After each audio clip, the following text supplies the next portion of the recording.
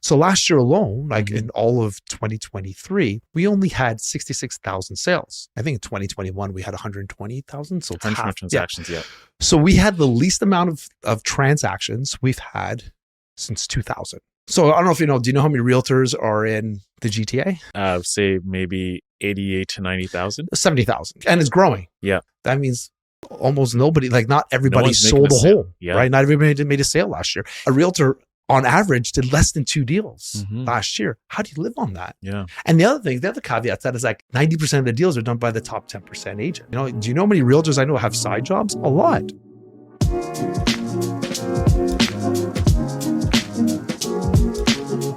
Hello and welcome back to a brand new episode of the DC Talks podcast with David Chinelli. I'm your co-host, Agent Double O, back in it, man. How you doing? Doing DC, right. you looking fly in that new jacket. Is Thanks, that brand buddy. new? Yeah. Yeah? Just got it. We got it on, I got a good deal from Got Style. From Got Style. Got Style, yeah. And on Boxing Day, they had a 50% off sale. I'm not afraid to say nice Italian wool. I got it for half price. So it was Yeah, like 50. the suit. I don't fit into suits off the rack. Yeah. And I literally, so we're looking at it, and this is supposed to be 46 tall. And I put on like, they had to tailor in a little bit, but usually it's like, I have to have custom made stuff. Yeah. But yeah, this one fit. They're like, even the sales rep, she's like, you should go play the lottery today because she was, you're the only one that walked into the store that actually a suit fit them today. Not even this particular, just any suit in general. I'm like, damn. So yeah. It looks tailored. It looks like it just shows your muscle, shows everything. It looks perfect on you, man. Thanks, buddy. Yeah. Looking great. Don't butter me up. But listen, man, the market is going crazy right now. You had a crazy. It's an interesting market. It's an interesting market. It's an interesting. So crazy is like is an interesting word, but it depends on everybody's definition. Perspective, the way you look That's at it. right. Right. That's right. But you had a IG live last week on Tuesday, and you had a lot of comments, interactions. A lot of people were asking you questions. Yeah. And it made you really think about how things are moving in the state of the market and how things are going to be moving forward. So for the audience listening, we have some like information to share with you just to understand where everything is at right now, where interest rates are going, some prehistoric statistics that really tell us a story that impacts us today. And, DC, we have some things that we want to tell everybody what they should know about moving forward. Of course. And the information that they can take away from this show and provides them with a good foundation of future decision making that they're going to be making for 2024. Yeah. And that's obviously, so our job as realtors, we always try to educate our clients, let them know what's happening in the market because it's constantly changing. And for a lot of realtors, they haven't ever experienced a market like this. Some of them, especially if you've been in the market, if you've been licensed the last 4 or 5 years, everything was like a seller's market. Everything was selling really quickly. There's bidding wars, but now things have changed actually drastically with the interest rate increases. Like there's been a lot of change. And so I always educate my clients. And one of the things I do as well is like we do a market update. Obviously, if you watch on my IG, we do that. It's Julie and I usually do about 1.5 minute video. We try to keep it to 1.5 minutes because that's how reels work for for IG. I'm just trying to give you information.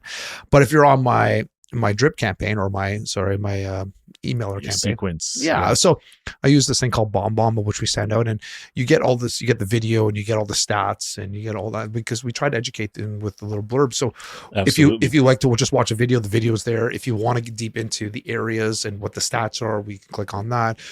If you want to know what the president said too, we also of Toronto Real Estate Board, we put that in there. So I find that our newsletter has a lot of information for that. Plus, if you're also on our drip campaign, you also get emails every Monday when we launch these episodes. So that also helps too. Yeah. But because my goal I've always tried to do is educate.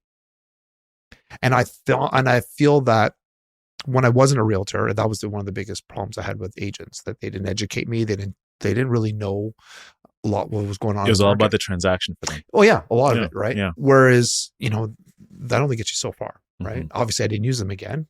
There was like, they were wham, bam, see you later, man. Like it was crazy. And it always left a bad taste in my mouth. And it's like, well, you try to ask for questions, they just didn't know, right? So what I always try to do, whether you work with me or not, I always try to educate the people and just knowing what I know. And it's like, hey, here's what I'm seeing. So when I did the live feed, I kind of dipped into a lot of personal stuff too, what was happening in our own personal life, because it's one thing for me to educate people, but it's another thing to show them that, listen, I'm in the same boat as you are. right? Like these interest rates are killing me, right? Mhm. I gave them the real numbers, right? I spent over $110,000 last year on my mortgage, which just went to interest. Mhm. That kind of hurts. Yeah. So I have a vested interest of the Bank of Canada decreasing the rates. I think we all do. But I'm also just pissed off because I also, as an analyst, I'm saying these numbers don't make sense. Like they're not doing the things we were told in the past they're supposed to do. It's just, there's been so much, and it's affected the market greatly. Yeah. Right. And that's what we're kind of saying. Well, last year, for example, like, everyone looks at realtors, they see people on EG, and they're trying to put up a good front, try to some people they're trying to show like they're busy. Yeah, but I know a lot of them aren't, right? Yeah. And so last year alone, in all of 2023, we only had 66,000 sales. So let's put this in perspective. What does that actually mean? And before your 66,000 sales just in the Greater Toronto area or just Ontario? It's in GTA. GTA, okay. So the Greater Toronto area, what we record on TREB. Yeah. Okay.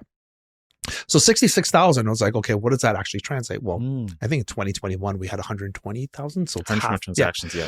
So we had the least amount of transactions we've had since 2000, right? It was a 12% decrease. It was a 12.1% decrease from the previous year. The year 2000.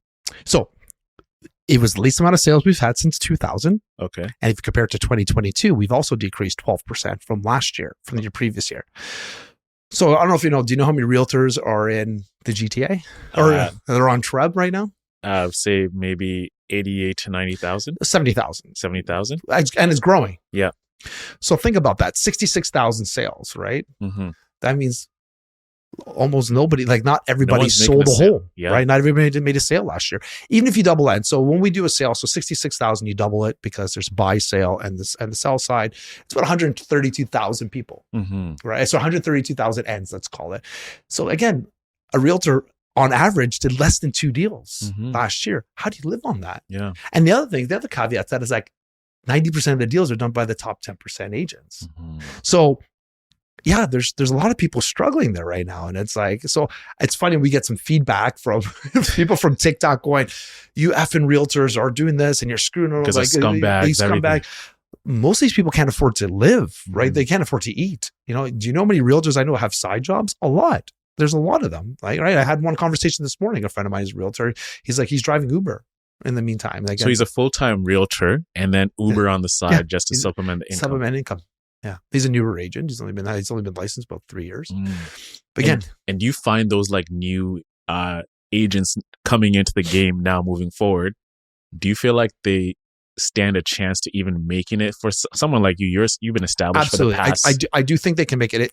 So at the end of the day, guys, there are sales. You have to find them, and it's how much work you're putting into it and how creative you are, and not doing what everybody else does. Right? It's no, it's doing the nitty gritty stuff that no one wants to do, and showing up every day. Yeah, listen, you can even do like Chris Kuko, which I talked about. He goes, things that still work, like door knocking still works, like open house work. But I still talk to a lot of agents that are like, well, I don't want to do that. I don't want to do that. So those ones will not make it. Yeah, those ones won't. I'm sorry. They're too good to do like the nitty gritty stuff. You'd be surprised how many times I talk to agents like, okay, so I pick up my phone. I said, this is your biggest tool in order for you to make business. Well, I don't want to ask people for business. I'm like, well, they use the word beg. I don't want to beg my family and friends for business. And I'm like, well, you're not begging people. You're getting your license. You need to survive. Yeah. A lot of people want to help. Do you get emails saying, hey, can you sponsor me for this run? Can you sponsor me for this bike ride, for this cancer research? Sure. So what's the difference in saying, hey, do you have anybody who might be looking for real estate? Right.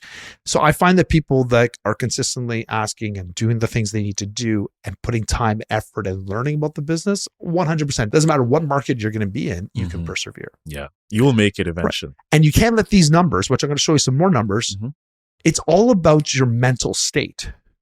So if you're down and out and gloom about the market, how are you going to talk to somebody to sell with you or buy with you?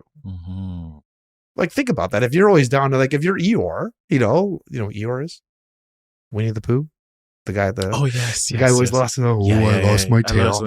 He's always down in the dumps, right? Yeah. And if you're always like him, I wouldn't want to buy from you. You have nothing positive to say. The energy just repels people. Yeah, it's crazy. Yeah. And there's a lot of going through our office, there's a lot of agents that have their heads down. It's like, no, guys, it's like, here's a time where you can shine. Here's a time where it matters what you've done in the past. Here's a time where now you put your effort in. You need to persevere, you need to push, believe in yourself, believe in our market. We still have a fantastic market.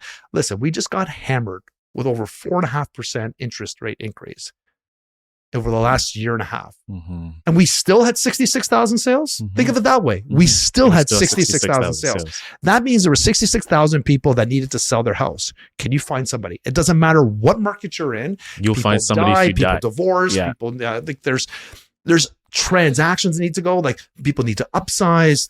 All of a sudden you had like triplets, you need a bigger house. Like you need to find these people. You need to find those deals. You need to find those deals. Yeah. Stop being doom and gloom. But so people ask me all the time, how come you're always optimistic of the market? I'm always going to be optimistic of the market.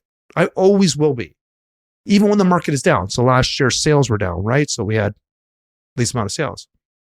So I had a great year. I thought because I found the deals, because I found the other guys I was trying to compete against weren't trying to find business. Make sense? They're sitting there already assuming the market's bad. And, even, we work, Uplift, we work with a lot of like agents as well too, to create the content. Right. And that's one of the key things I always see over and over is that you'll be talking to an agent and their attitude about their own business is already doomed. I'm like, man, the year just started. It just started. Like, how do you forecast something that you don't even know about? And you don't even put the effort to really search through and build your own business and finding the opportunities. When you try and find business, you will find it. Absolutely. You will find people who want to buy from you. Absolutely. Well, that's why we even talked here. So let's run some of these other stats. So reason why we're still seeing some prices increase, right? And then as you find these people, so the reason why you can still find business is like not everybody bought their house in 2021 and 2022 when the market was crazy, right? Average sale price, let's look at that. What was average sale price last year was 1.126, right? 5.4% decline compared to 2022, right? Still not a crazy amount of decrease. What if you bought your house 15 years ago? You're eating. Yeah. You're eating. Right? So think about it. And real estate's always supposed to be a long-term. It's a long-term game. It's a long-term game. Yeah. You can get burned in any market if you buy and sell within a short period of time. So I consider a short period of time anything under 2 years. Actually, really should be 5 years. So sure, the numbers have declined down, but it's still a 5.4% decrease when we had a 4.5% overnight rate increase, which means mortgage rates went through the roof. We knew there was going to be some sort of correction. That relatively still not crazy. Like again, we don't have double-digit decreases, and people saying, "Well, why is that?" I had people come into this office, and I still have them on my drip campaign. He's still waiting for the market to bottom out, and I'm like, "Well, average price actually went up from November to December. Believe it or not, that usually doesn't happen.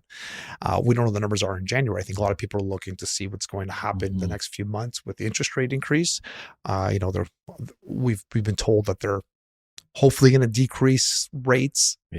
In April. Well, I've heard it early as April. I think it's not going to be until June, mostly because of what's happening with the overall economy, right? But if those rates do drop, even a quarter of a point of time, people come to the market. There's more confidence in the market. And we also have a supply issue. Yeah. We've always had a supply issue. Did you know last year we had only 142,000 listings? 142,000 listings. So okay, what does that mean, Dave? Well, that's an 8% decrease compared to 2022. We had decrease because people now see well, I'm not buying because the interest rates are too high. So I'm also not selling. So they're holding on to their properties. Yeah. And the false assumption is that a lot of people were going to unload their properties because for their investment properties, because the interest rates are too high. That's also not happening. Rents are still going up because there's no houses being built. We're still building the same amount of houses we built 25 years ago. And we had 500,000 people come into Canada last year. Over one of them over 1/3 stay in the GTA. Where are we going to house these people? What is going to happen when the interest rates decrease? The market's going to flood again. It's going to go back up. So I've been telling my buyers that this is February right now. if you have cash and you have the ability, go talk to a mortgage broker, go talk to your bank, go talk to somebody, find out what you can afford, because you got to be careful. If you've always wanted to buy something, now's the time to buy it, because you can get a good deal. Numbers are down, but again, I don't see those numbers bottoming. I don't see the bottom falling out, again, because the lack of inventory and the amount of people we have coming in. We're not seeing it. If it was going to happen, I think it would have happened by now, personally. We know about 20% of mortgages are going to get renewed this year. So there's some people freaking out. They're thinking that the market's still going to continue to drop. But we still had 12 to 15% of the population renew their mortgage last year at the higher interest rates. I didn't see a fire sale last year. So I'm still very optimistic about the market. Yeah. And I'm very optimistic for my buyers. So if you go and talk to a broker, talk to a mortgage broker, get some cash, if you want to buy, this is if you're going to be looking in the market. Now might be the best opportunity for you to go take a look at the market, see what's happening, maybe purchase something, because you don't want to be all of a sudden at the end of 2024 and you're looking back and going, man, these houses gone up 20%. And like that could have been me. Yeah. And that's the thing, right? So I find it's funny. But again, this is what the education I find. The realtor that knows, who's been in this kind of industry now, holds their weight in gold. You mentioned the immigration coming to Canada, right? So I read somewhere they're anticipating at least 1.5 million new immigrants coming to Canada this year. And you said how many new bills are going up? What's the number? I don't remember. I think it's something like 30 or 50,000 or something. 30, 50,000 units. But also, wait, that being said, those are units that are already currently in the process of being built. Yeah. What we're seeing now in the pre-construction market, which is where there's a lot of issues in the pre-construction market. So if you don't know what happens in a pre-construction market, if you're looking at a condo, you're buying a condo. Let's use a condo as an example, not houses, because houses get flipped a little bit quicker. So houses can be built faster. Yeah. But in my situation, we bought condos. We bought one, I think with my buddy and I think 2015 or 2016, and we just closed on it. This is 2023, like before Christmas last year. The other one we bought in 2019. We're closing now 5 years later. So what happens is that you buy things off a plan in anticipation in how many years it's going to be built. Usually anywhere from 4 to 7 or 8 years. But a lot of times we're trying to predict what the market's going to be like in those 4 to 5 years. It's impossible. Yeah. Nobody knows what's going to happen. And now so the good thing is some of these builders are making you get a mortgage approval from the banks. So I'll give you an example. Why that helps is when you close on the property in 4 or 5 years, you don't have to get a mortgage because you're already qualified. Now, traditionally, a bank will only give you a mortgage which is less than 24 months out. But some of these builders have partnered with banks to make exceptions. So for example, the one we've just got, we were approved with RBC. RBC was the bank. You had to go use RBC as the bank, and you qualify for a rate. I think it was like 325 or 356 at the time. We thought it was way high. I'm like, oh, no way it's going to get that high. But at least we qualified for a mortgage. And then on closing, if the rate is higher, you can use that mortgage at 352 or 356, whatever it is. Or if the rate was lower, you can get your own lender, right? But the banks, or no, sorry, the lenders or for the builder want to see that. They want to make sure that the buyers that are purchasing the units can actually afford it, right? So the problem we're seeing right now is with the high interest rates, there's a couple things. It's like, one, the prices are no longer supported from what we thought they were going to be. So a lot of times these builders are baking in a price of value, future value. So I have a situation right now where we're selling some properties up north. Some of these guys paid anywhere from $1.6 to $1.8 million. Well, when they closed last year, some of these, for example, I had this one agent call me because we were in the complex. His client had paid 1.6 for his property. The bank only evaluated that property at $1 million. So which means they will only fund that home up to $1 million. Well, they purchased 1.6 for the property. They're going to have to find $600,000 to close this property. Yeah. Not everybody has $600,000 to get that money. Yeah. So, and then the other thing is too, when they're looking at the numbers, it didn't make sense to close on because the market value was much lower. So again, banks may be a little more conservative, but that home was only worth maybe 1.2 million. Mm-hmm. In order for it to get up to 1.6, they're gonna have to carry this property for a long period of time. They're gonna have to borrow that $600,000 probably at a 10, 15%, and they're gonna go bankrupt. Yeah.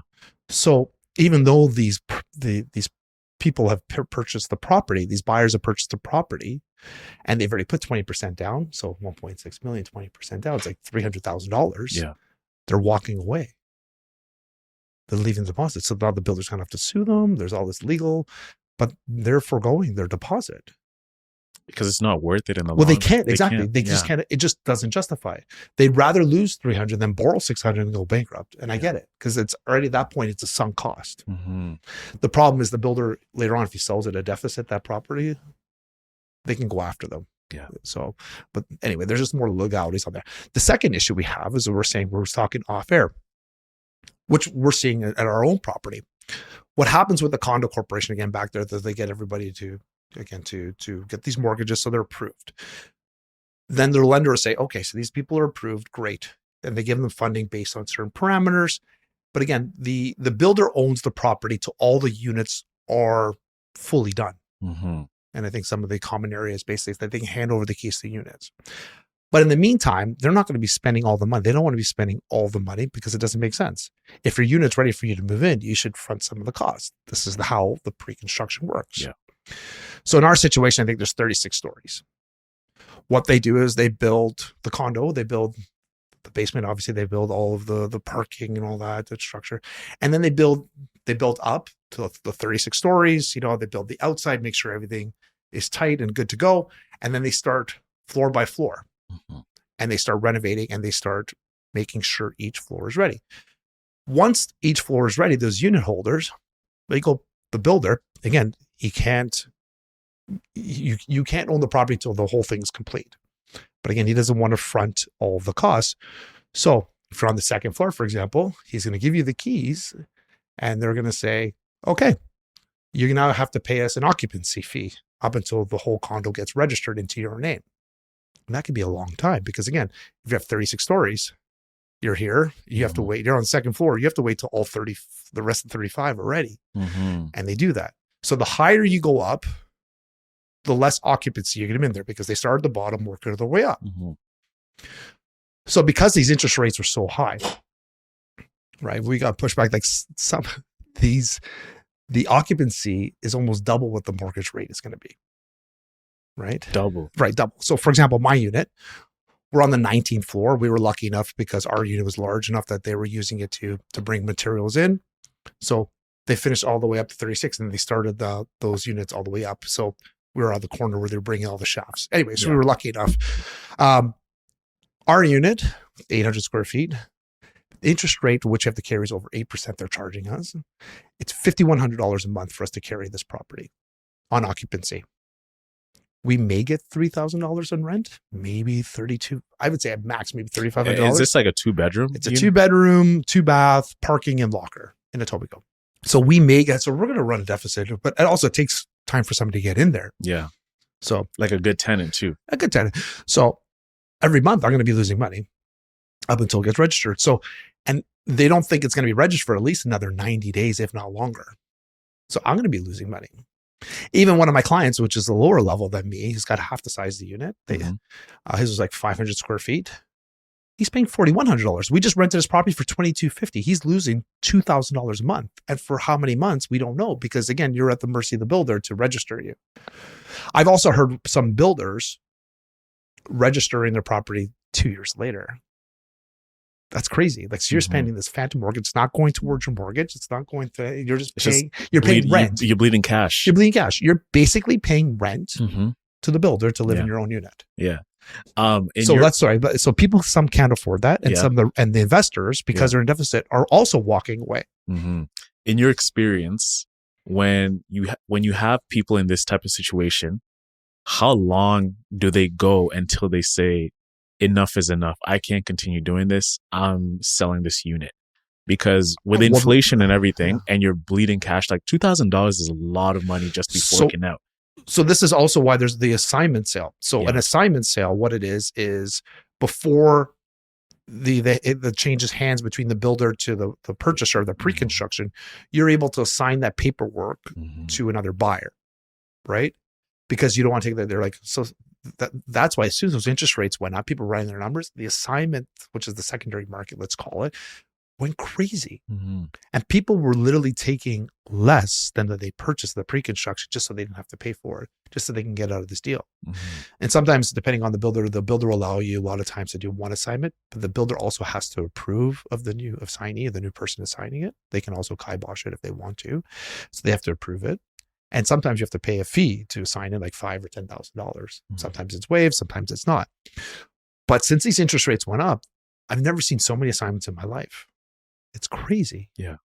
So people are just trying to get out of the deal, trying to assign it, trying to get out. So there was some deals to be had there, right? So the other thing is, so these builders are seeing this. So all these pre-construction builders are seeing this, what they're done, and this also affects the amount of inventory we have. They're turning off the tap. They're like, shit, like we're getting in trouble here. These people, we had these projects dog-eared to close here and here. Now some of these people aren't closing on these properties. We're getting a bad name. And some of the projects we launched last year, no one's coming to the pre-construction because they're seeing all the issues that people are having. They're not making their rent, so now they're working in the red. Or even the people that can afford it, like they're saying, shit, I have to pay all this money. Like or they have to come up with additional funds. It just didn't make economic sense. So we're seeing a lot of builders holding off launching projects. There's one thing I want to talk to you about, which is like the rising cost of materials for builders. Yeah. That's like another big factor, which is like costing these, if these prices are going up for the materials, it's being passed on to the buyers, correct? Yeah. Talk more about that. So a lot of times that's why if a builder is smart, like the more educated builders, what they'll do is they'll hold some units back for inflationary reasons and for those type of reasons. So even of us, so our office is amazing. We have a platinum access to these projects. What platinum access is like, so first off, if a builder builds a property or has a project in which they want to build, a lot of times there's a family and friends, they get first access to the properties and they pick their units. It's less than 20% of all the units. And then the builder will release some units to the platinum access, and like there are a certain amount of brokers out there, and they'll send them like, okay, you get 20, blah, blah, blah, right? And then it goes, if those don't sell, again, they only have the certain amount. If those don't sell within the platinum, then the VVIPs get it, and then the VIPs, then it goes out to everybody else. Once those are sold, they'll figure out the time, and they're like, okay, then they'll release another block. Could be a year, could be two, and then they'll release other blocks, but based on strategic historical facts. And what that is supposed to, and every time they release a new set of units, it's usually higher. So if you have platinum access to this, to a project, you're getting at baseline pricing, the lowest level pricing. So that's why you want the platinum access. But that's what they're doing for material stuff too. And then sometimes, like for example, my mom bought a pre-construction unit. So since they've launched, so it took her like, but by the time she decided to purchase the thing, she ended up paying like a couple $100,000 more than when it was first released. And she still made money on it because they've released, after she bought it, they've released a couple of other projects over $100,000, $200,000 more for a similar product. So even though she's in the middle, sure, she paid more from the original launch, but she's made money on it too, right? But again, she doesn't care because she's living in it, so she doesn't care. But I'm just saying, so that happens. So there is that. And there's I've heard of other builders who had to cancel projects because they did not do that. There was one in Woodbridge where they had 2 towers they built, and they assumed that the city of Vaughan was going to let them build 2 towers beside them. And they didn't, right? So they sold all the whole project, and it took them 1 year later than they anticipated to get full coverage, the go-ahead. By that time, the materials went so high that they had to cancel the project because they sold all the units they had based on the material costs, and then it just got jacked up. And if they were to build that project, they would have lost money. So a couple of years later, they canceled. And it's written in there that the builder can't, if this huge document, which your lawyer is supposed to review from the pre-con, they're able to cancel the project. But can they just also recoup that money? Like, let's say as a builder, you can recoup that money back based on the land you bought, like, and everything, right? So they're not really losing money, are they? Some of them are, yeah. Well, because listen, what a builder will do, a smart builder, So these guys in Woodbridge weren't very smart. But anyway, what a smart builder would do is what we call is an assignment.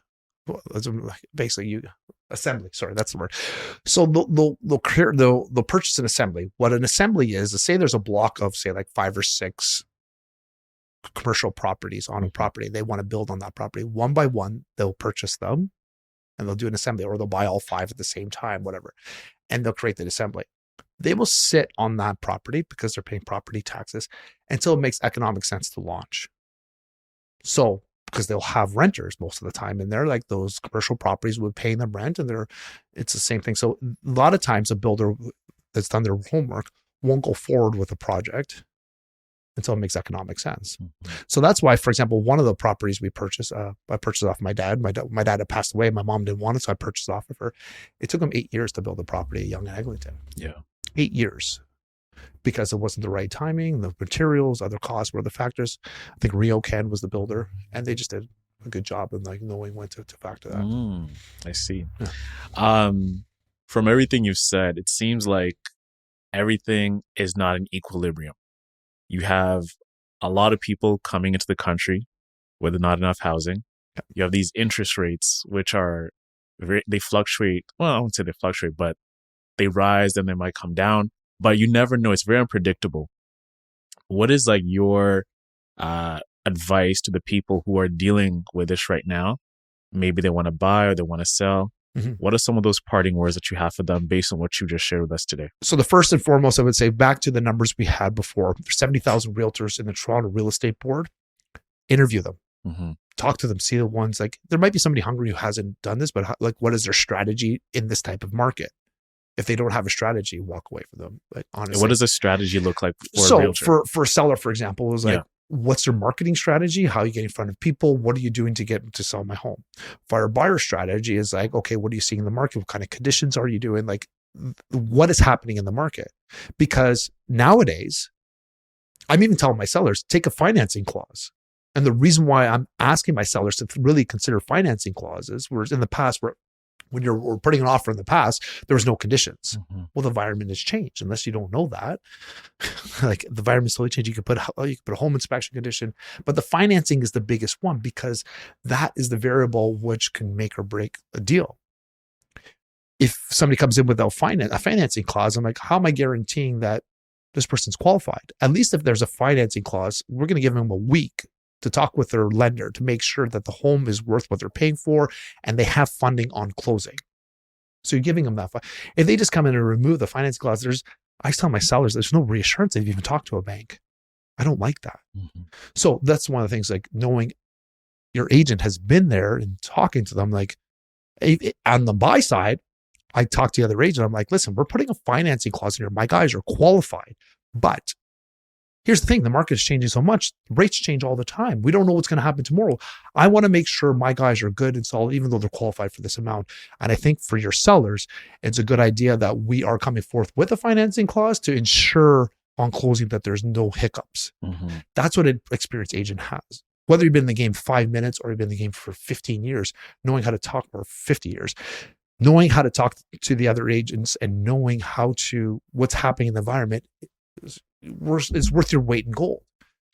See, the problem we have with agents in our environment is that there is no like other distinction when it comes to our labels. You're either a sales rep or a broker, but there's no in betweens. There's nothing else. I have no idea if we could both be sales reps. You could sell 500 homes a year and I could sell 2 and we're still labeled the same. Whereas other industries, for example, you have VIP or there's some sort of status level. You got CFO, then you have directors.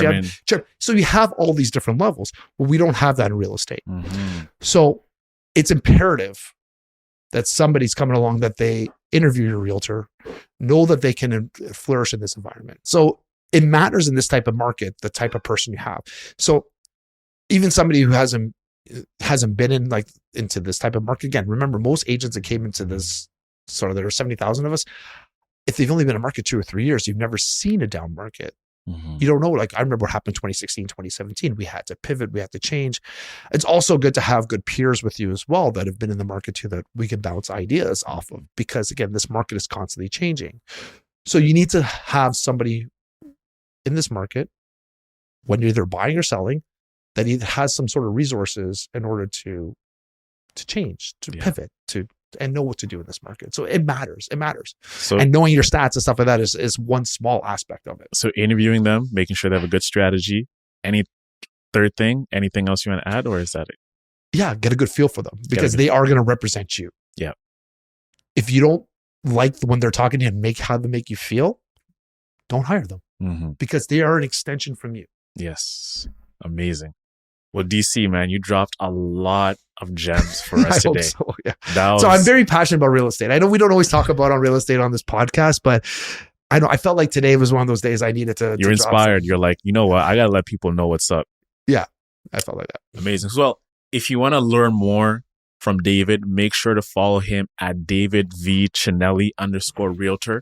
Send him a DM, tap into his next live on Instagram.